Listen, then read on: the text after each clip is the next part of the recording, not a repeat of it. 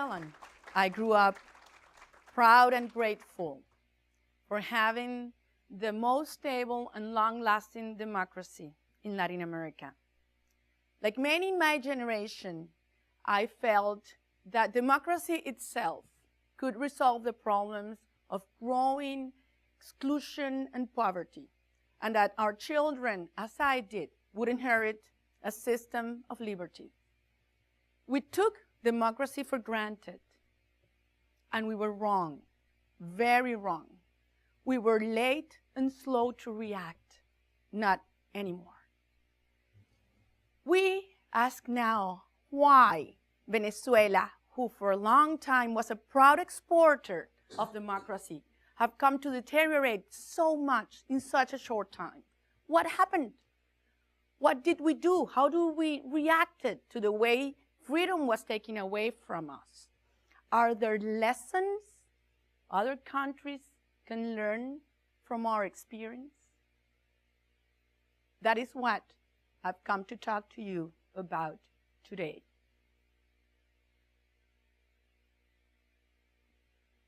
After decades of growing democracy around the world, in recent years, a new style, a new model of authoritarian regime is emerging in different parts of the world. Academics call it by different names: illegal democracies, postmodern dictatorships, neo-dictatorships. Neo-dictatorships use crafty mechanisms of formal democracy to create a democratic facade behind which they can hide their totalitarian nature. They are dictatorships disguised as democracies, and they have a common set of distinctive features. On one hand, these neo-dictatorships promote and produce polarization and confrontation among society, but they let a minimal opposition survive.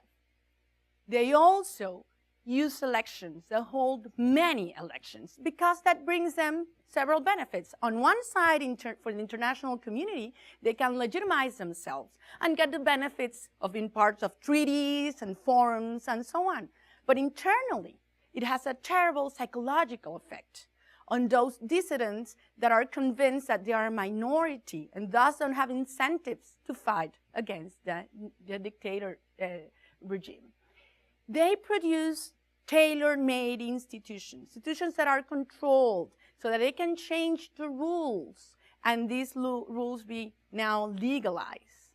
Also, being fierce criticals of globalization, ironically, masterfully, they can use and benefit from it.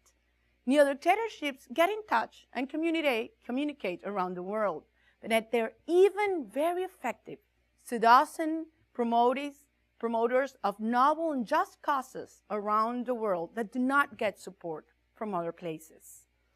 In fact, they can obtain from the international community benefits, not only as a legitimizing process, but this can harm really hard those that fight for freedom in those countries when they get the international community, governments, and celebrities supporting those regimes. Freedom fighters around the world do not expect the international community to solve their problems, but we certainly demand that they don't make it harder. Another feature is the way violence and fear is used as a tool of political control. Many of these regimes tolerate and even encourage violence because political violence can then be confused with common crime. Also because the middle class is forced to flee their country, and even some impose a self-curfew on themselves, and they get paralyzed and not get active. The paradox of this is all this destruction is being done on behalf of the poor and in the name of social justice, when in fact these regimes required a society that is ignorant, that is poor, and is dependent on the state. I believe, and from my own experience living in Venezuela and fighting over 10 years for freedom in my country, that the best achieved process, neo-dictatorship, right now in the world is Hugo Chavez in my country. It has been a process, a formula that is being repeated in other countries in Latin America, Bolivia, Ecuador, Nicaragua. And it goes step by step in the same way. The first step is that Hugo Chavez reached power through elections in 1998. Since then, there have been 19 elections in conditions that are less free and fair every day. Second step is create a totally new constitution. A new constitution that not only gives more power to the president, but finally enables for unlimited presidential re-election. A next step is the control of the judiciary system, the whole court system. And to give you an idea how this purge has taken place, imagine that in Venezuela in 1999, there were more than 2,000 judges in all courts. 2,000 judges. A decade afterwards, less than 1%, less than 20 of those judges were still in their jobs. Of the total judges right now in the courthouse, more than half of them are temporary judges. They can be dismissed if they are not politically correct. Another critical step is the progressive control of other public powers, the Congress and the electoral system and the electoral council. And this is critical because they do not want to lose any elections, so they want to control the electoral process. And fear is a main issue. And I can talk about this because in the year 2003, I was part of the group of volunteers that initiated an unprecedented idea. We proposed to collect millions of petitions in order to have our presidential recall referendum. Many said it was impossible, but in one day, more than 3 million people, more than 30% of the total electoral registry showed up. They put their names, their IDs, and their sign. You know what happened? In less than a few days, President Chavez ordered to blacklist these millions of citizens. They were tracked down. We were tracked down. Thousands lose their jobs, their contracts, their social benefits. Even today, those of us who signed are not allowed to enter many government buildings. But fear goes beyond in the electoral process. In the year 2009, just a week before the election of that year, I was in a very poor state of Venezuela called Estado Cojedes, with a group of people. When I was going out, a young man grabs my hand and tells me, Maria Corina, we just learned how the government is going to know how each of us is going to vote next Sunday. And I said, how come, Rafael? And he said, yes, with the satellite, a Chinese satellite that had been launched for the Venezuelan government a few months before. I didn't know if I should laugh or cry. I ended up crying when after 15 minutes of explaining Rafael it was technically impossible for them to know, he answered, Maria Corina, they are capable of anything. The politicization of the armed forces is dangerous, but it's essential for these regimes. Not only to have professional armed men and women repeating, as they made them do now, the slogan and chanting the slogan of the president, fatherland, socialism, or death. But they've even come to a point where President Chavez has created a militia. These are armed civilians, not necessarily Venezuelans, that report directly to the president. The way this neo-dictatorship handle freedom of speech is critical. they need the illusion that there's freedom of speech. They need to show it as a trophy, that they are respectful of critical thoughts. The media has to be discredited, self-censoring, but not silent. In 12 years, President Chavez has closed down more than 40 radio stations. The biggest TV station in the country, hundreds of journalists have been threatened and persecuted. And even further, I'm going to explain you something hard to explain. I'm sure it's going to be harder to understand, which is a practice called chains, cadenas. And it consists on compulsory, mandatory broadcast by all radio and TV stations, public and private, simultaneously, but broadcasting official messages. This can take half an hour, 2 hours, even more than 8 hours. 12 years, we've had 2,200 chains, 13 hours of broadcasting. It is a shame, for me it's a shame to tell you that just a couple of weeks ago, in a well-known university in the south of America, the prize Rodolfo Walsh for those who promote freedom of speech was given to none other than Hugo Chavez.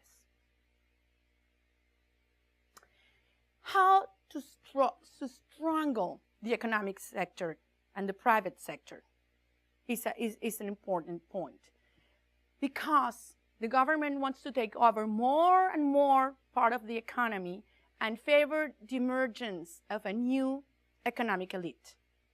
Of more than 12,000 industrial manufacturing facilities that we had 12 years ago, less than 7,000 are open today. More than 8 million acres of productive land have been taken away of their owners without any kind of payment. And finally, and very important, how to suffocate civil society. Universities, unions, political parties, NGOs, not only by discrediting them, but also using economic ways. The universities' budget have been reduced to a point that they have now a deficit of over 50%, public universities, and probably they will disappear. So, in these 12 years, great damage has been done to Venezuela. Our nation is today dismembered, deinstitutionalized, and blood-stained. Over 150,000 homicides have taken place. 1.5 million people have been wounded by gunfire. That is 1 in every 16. A consequence, terrible consequence, is criminalization of poverty. Those that are being killed and are killing are the youngest and the poorest. They're killing among themselves. Over 36% of those murders are young men between 15 and 25 years old. As a young human rights activist told me not long ago, Maria Corina, in the poorest parts of Caracas, it is more likely for a father to bury his son than a son to bury his father. My generation was late to react, but we have learned wonderful lessons. The first lesson is that we need collective empowerment to face fear and division. We went from disbelief to being worried, to protest, to activism. Now we are committed to transform our country through public service and politics. We lost valuable time fighting among us how to confront these hybrid models, by the institutional way, by resistance. Our lesson is that we have to do both. We have to go to elections denouncing firmly what's wrong, the abuses, but we have to be willing to put in place the most radical pacific acts of resistance. We also learn that we need to be united to fight polarization and division. These regimes, dictatorships, thrives on confrontation. Poor against rich, tenants against landlords, consumers against producers, employees against workers and owners and manufacturers, and students against professors. It is a whole society against a regime that wants to impose domination. And finally, to eradicate poverty and ignorance and exclusion, we need a system of freedom and true opportunities for all. The new generation of Democrats, politicians of Latin America, have to undertake and understand that to eradicate poverty, we have to go to the root of it, which is populism and ignorance. In the year 2012, we're going to have critical elections, presidential elections that will define our future, but also the future and the unity of Latin America, which is a region that is emerging strong and will do so as long as we stop this kind of new dictatorship for imposing themselves. We are going to go out under horrible harassment, and we're going to fight to defend our vote and our will, and especially the young, even risking our own lives. The dictator fears the dawn of that day. My message to you all is do not take democracy for granted. We have fought hard and gone under a lot of pain and work to learn that freedom is not inherited. Freedom has to be conquered every day by every generation. Thank you very much.